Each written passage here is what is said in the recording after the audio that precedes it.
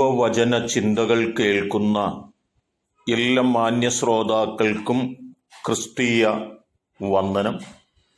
ഇയ്യോബിൻ്റെ പുസ്തകം 19-ാം അധ്യായം 8-ാമത് വാക്യം.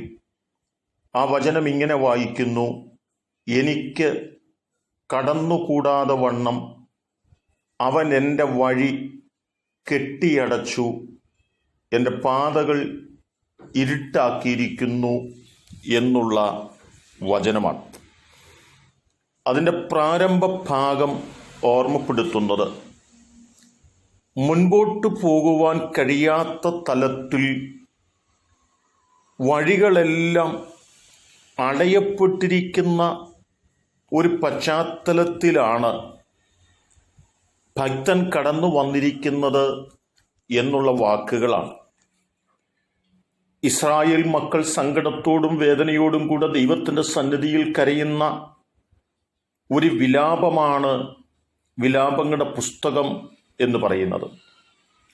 3-ാം അധ്യായം 7-ാം വാക്യത്തിൽ വരുമ്പോൾ പറയുന്നുണ്ട്: പുറത്തു പോകുവാൻ കഴിയാതെ വണ്ണം അവൻ എന്നെ വേലി കെട്ടി അടച്ച് എൻ്റെ ചങ്ങലയെ ഭാരമാക്കിയിരിക്കുന്നു എന്ന പദമാണ്.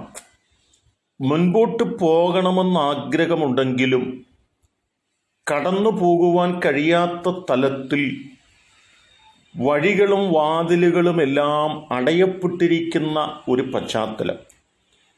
മിസ്രയീമിൽ നിന്ന് വാഗ്ദത്ത ദേശത്തെ ലക്ഷ്യമാക്കി കടന്നു വരുന്ന ഇസ്രായേൽ മക്കളുടെ മുൻപിൽ യെരിഹോ നിവാസികൾ മതിൽ കെട്ടി ഉയർത്തി അവർ കടന്നു പോകുവാൻ കഴിയാത്ത തലത്തിൽ അവരുടെ വഴികളെ അടച്ചു കളയുവാനിടയായിത്തീർന്നു എന്ന് രേഖപ്പെടുത്തുന്നുണ്ട്.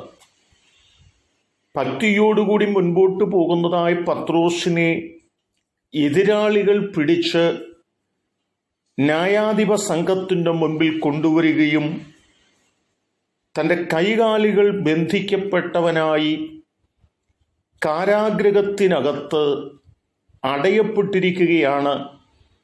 പുറത്ത് കടന്നു പോകണമെന്ന് ആഗ്രഹമുണ്ടെങ്കിലും പോകുവാൻ കഴിയാത്ത തലത്തിൽ സകല വാതിലുകളും മുൻപിൽ അടഞ്ഞിരിക്കുന്ന ഒരു പശ്ചാത്തലമാണ് അവിടെയും കാണുവാനായിട്ട് സാധിക്കുന്നത്.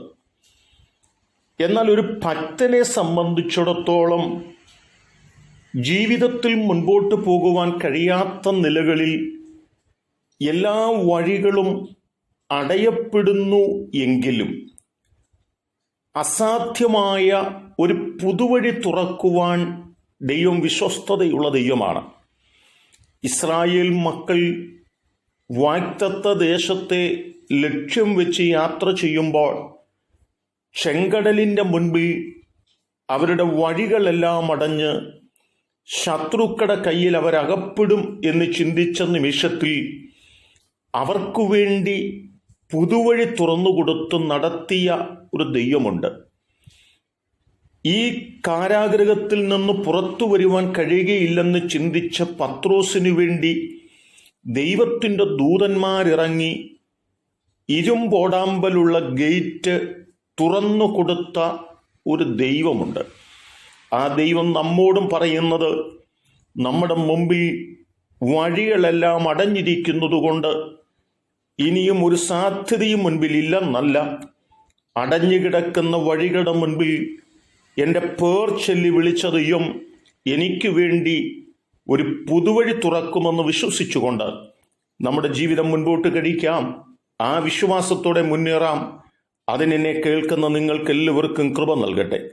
കരുണയുള്ള ദൈവമേ, നല്ല കർത്താവേ, എല്ലാ വഴികളും ഞങ്ങൾക്ക് പ്രതികൂലമായാലും കടന്നു പോകുവാൻ കഴിയാത്ത തലത്തിൽ വാതിലെല്ലാം അടച്ചു വെച്ചാലും അതിൻ്റെ നടുവിൽ ഇറങ്ങി വന്ന് പുതുവഴി തുറക്കുന്ന ഒരു ദൈവമുണ്ടെന്നും ആ ദൈവത്തിൻ്റെ അത്ഭുതത്തിൻ്റെ കരം കണ്ട് സന്തോഷിപ്പാനും ദൈവം ഞങ്ങളെ സഹായിക്കണമെന്ന് ഞങ്ങൾ പ്രാർത്ഥിക്കുന്നു. ദൈവം അങ്ങനെ ചെയ്യുന്നത് കൊണ്ട് സ്തോത്രം. യേശു കർത്താവിൻ നാമത്തിൽ തന്നെ ആമേൻ.